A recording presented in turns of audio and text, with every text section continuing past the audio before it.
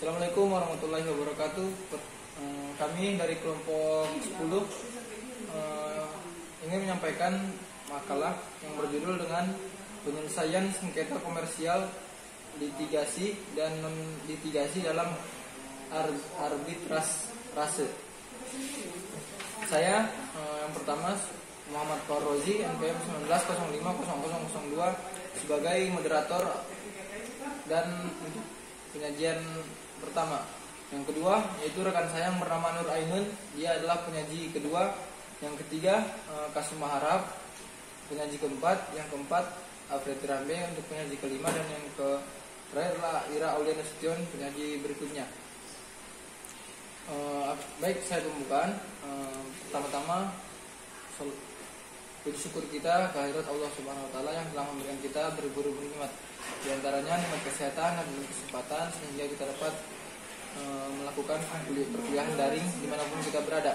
Selawat bertekankan salam tidak lupa sama-sama kita tinggikan kehadirat Nabi besar Muhammad SAW yang melafazkan Allahumma sholli ala sayyidina Muhammad wa ala ali sayyidina Muhammad. Semoga atas selawat yang selalu kita baca kita diberikan syafaatnya di hari kiamat nanti. Langsung saja tanpa berlama-lama lagi, saya akan membacakan materi yang akan saya sampaikan. Yang pertama yaitu sengketa. Sengketa menurut Kamus Besar Bahasa Indonesia adalah sesuatu yang menyebabkan perbedaan pendapat, pertingkahan, perbantahan, pertikaian, perselisihan. Adapun menurut hukum, sengketa hukum terjadi apabila terdapat salah satu dari dua orang atau lebih yang saling mengikat dari keperdataannya terhadap apa yang diperjanjikan. Tentu banyak jenis sengketa itu, tapi yang akan dibahas pada penulisan ini adalah sengketa dalam dunia bisnis. Sebelum dimulai pembahasan mengenai sengketa dalam hukum bisnis, mari kita lihat mendasari suatu sengketa yang diperjanjikan, yaitu pasal 1313 KUH Perdata Perjanjian adalah perbuatan dengan mana suatu orang atau lebih mengikatkan dirinya terhadap suatu orang atau lebih.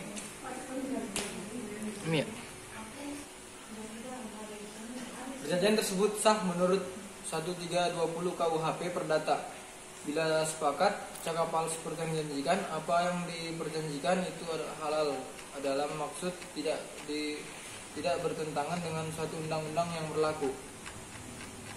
Menurut Perma nomor 1 tahun 2008, mediasi adalah cara penyelesaian sengketa melalui proses perundingan untuk memperoleh kesepakatan para pihak dengan dibantu oleh moderator. Manabila para pihak bersepakat dalam menyelesaikan sengketanya, hasil dari kesepakatan itu dituangkan dalam akta perdamaian. Akta yang memuat isi kesepakatan perdamaian dan putusan hakim yang menguatkan kesepakatan perdamaian tersebut yang tidak tunduk pada upaya hukum bisa maupun luar biasa.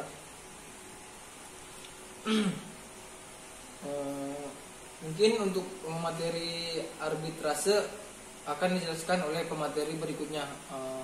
Cukup sekian materi yang dapat saya sampaikan, kurang lebihnya saya mohon maaf. Apabila ada kata-kata yang salah saya mohon maaf. Assalamualaikum warahmatullahi wabarakatuh. Menurut Perma nomor 1 tahun 2008, mediasi adalah cara penyelesaian sengketa melalui proses perundingan untuk memperoleh kesepakatan para pihak dengan dibantu oleh moderator. Manabila para pihak bersepakat dalam menyelesaikan sengketanya, hasil dari kesepakatan itu dituangkan dalam akta perdamaian. Akta yang memuat isi kesepakatan perdamaian dan putusan hakim yang menguatkan kesepakatan perdamaian tersebut yang tidak tunduk pada upaya hukum bisa maupun luar biasa.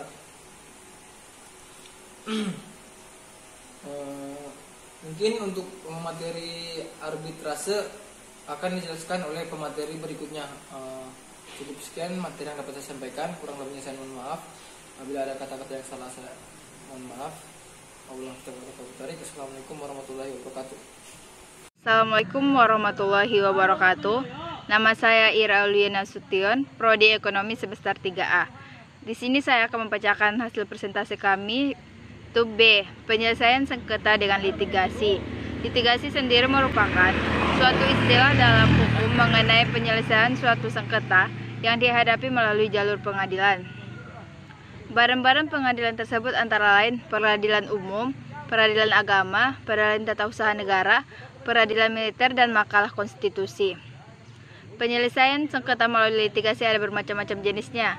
Yang pertama yaitu mengenai pembebasan hukum, 2 perbankan, ketiga sengketa keperdataan, 4 kejahatan perusahaan, 5 penyelesaian atau tuduhan palsu atau perebutan hak asuh anak. Mungkin hanya sekian dari saya, akan dilanjutkan oleh teman saya. Assalamualaikum warahmatullahi wabarakatuh. Assalamualaikum warahmatullahi wabarakatuh. Baik, saya akan menyambung materi yang sebelumnya. Perkenalkan, nama saya Nur Ainun, NPM 19050035. Pada dasarnya ada 2 tahapan penyelesaian jalur ini, yakni 1 tahapan administrasi dan tahapan yudisia. Tahapan administrasi yaitu dengan cara mendaftarkan berkas sengketa ke pengadilan negeri setempat dan membayar uang muka. Sedangkan tahapan yudisia yaitu di mana sengketa akan diperiksa secara keseluruhan oleh majelis hukum sebelum dilanjutkan akan diusahakan proses mediasi.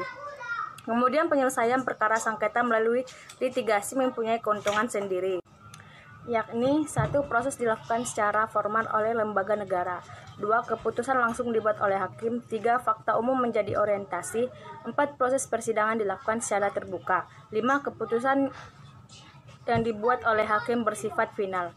Cukup sekian dari saya, materinya akan dilanjutkan oleh rekan saya. Assalamualaikum warahmatullahi wabarakatuh. Baiklah teman-teman, di sini saya akan menyambung materi kita. Sebelumnya perkenalkan, nama saya Afrianti Rambe, NPM 19050008. C. Penyelesaian sengketa melalui non-litigasi. Bersengketa dengan pihak lain bukanlah keadaan yang menguntungkan. Banyak yang harus dikorbankan termasuk waktu dan uang. Sebelum beralih ke penyelesaian, sebenarnya apa itu sengketa? Istilah sengketa di dalam Kamus Besar Bahasa Indonesia atau KBBI merupakan suatu situasi di mana ada suatu hal yang menyebabkan perselisihan. Bisa dalam bentuk perselisihan kecil ataupun perselisihan besar. Pihak yang tidak puas atas perselisihan tersebut bisa melakukan perundingan untuk menemukan penyelesaian. Penyelesaian yang ditawarkan dalam Undang-Undang Nomor 30 Tahun 1999 Pasal 1 Ayat 10 dalam Undang-Undang mengenai arbitrase dan alternatif penyelesaian sengketa mengidentifikasikan bahwa sengketa bisa saja diselesaikan melalui jalur peradilan atau jalur peradilan alternatif atau litigasi atau bisa non-litigasi.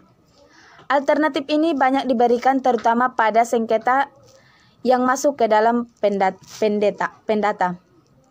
Seperti yang diketahui, proses litigasi berarti membawa permasalahan sengketa ke jalur hukum. Sedangkan proses non-litigasi penyelesaiannya berdasarkan iktikat baik yang dimiliki para pihak yang bersengketa. Penyelesaian sengketa di luar jalur pengadilan sesuai kesepakatan bersama dan tertulis dalam sebuah perjanjian. Inilah yang disebut juga sebagai arbitrase. Sekian, wassalamualaikum warahmatullahi wabarakatuh. Assalamualaikum warahmatullahi wabarakatuh.